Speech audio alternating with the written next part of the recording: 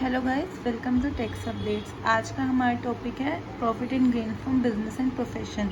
लेकिन उसको पढ़ने से पहले हमें हेड्स ऑफ इनकम के बारे में पता होना चाहिए। तो हेड्स ऑफ इनकम कहाँ डिफाइन किया गया है? हेड्स ऑफ इनकम डिफाइन किया गया है section 14 of the income tax act 1961। इसमें टोटली कितने हेड हैं? इसमें टोटल 5 हेड्स हैं। कितने सेक्शन 14 में कितने हेड हैं? हमारे 5 हेड्स। कौन कौन से हैं? फर्स्ट है हमारा income under head salaries, income from house property, income from business and profession, capital gains and income from other sources.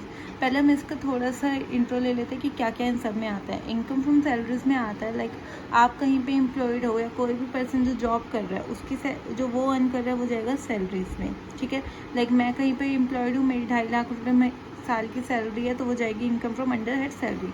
इसके लिए हम बेसिकली भरते हैं ITR 1। ठीक है, नेक्स्ट है हाउस प्रॉपर्टी। हाउस प्रॉपर्टी क्या, मेरा एक घर है, मैंने वो रेंट पे दे रखा है, खाली पड़ा था, मैं इधर उधर घूमती रहती हूँ तो मैंने रेंट पे दे दिया, या ऊपर वाला एक कमरा एक्स्ट्रा था मैंने रेंट पे दे दिया, तो जो वो रेंटल इनकम आएगी वो मेरी क्या होगी? हाउस प्रॉपर्टी की इनकम।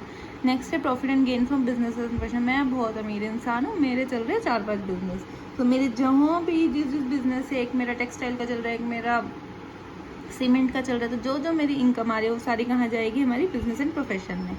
नेक्स्ट है कैपिटल गेन। मैंने दादा परदादा ने बहुत सारी ज़मीनें मेरे लिए लेके रखी थी, अब टाइम आ गया उनको बेचने का, तो जो अब मैं उनको बेचूंगी और जो मुझे प्रॉफिट होगा वो जाएगा कैपिटल गेन में।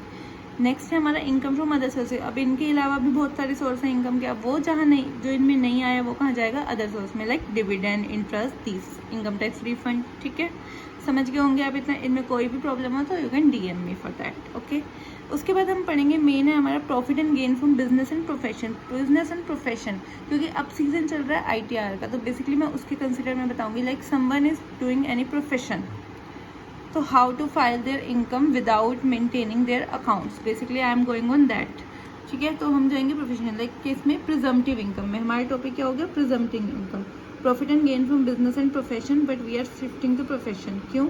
इसमें 3 पॉइंट आता है हमारे प्रिजम्पटिव इनकम में, 44 AD, 44 ADA और 44 AE।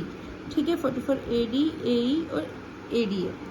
AD is for business, ADA is for profession, AE is for hiring and leasing of trucks, जो हमारे ट्रक्स का ट्रांसपोर्ट का बिजनेस होता है। ठीक है, हमारा मेन कंसर्न है 44 ADA। 44 ADA क्या है? Income from profession. अगर हमारा कोई भी, हम किसी प्रोफेशन में एंगेज है और हम उससे इनकम अर्न कर रहे हैं तो डेट इज, तो हम अपनी रिटर्न किस में फाइल करेंगे? 44 AD में। किस में? प्रिजम्पटिव में। वैसे तो हम फुल रिटर्न फाइल कर सकते हैं जो हमें प्रॉपर अकाउंट्स मेंटेन करने पड़ेंगे, लेकिन प्रिजम्पटिव में करने का हमें एक फायदा होता है, we don't have to prepare our accounts as accurate as we have to do that. ठीक है, बट उसकी एक लिमिट है, हमें कितनी इनकम दिखानी है, हम उससे कम नहीं दिखा सकते। If you have to opt for the lesser income we have to do the audit, we have to perform, हमें अपने अकाउंट्स की ऑडिट करानी पड़ेगी। तो ऑडिट ना कराने की लिमिट क्या है? मान लीजिए मेरा प्रोफेशन है like I am a chartered accountant, so I am a COP holder chartered accountant, मेरी अपनी प्रैक्टिस चल रही है, बहुत मेरे दादा परदादा का पुराना बिजनेस है।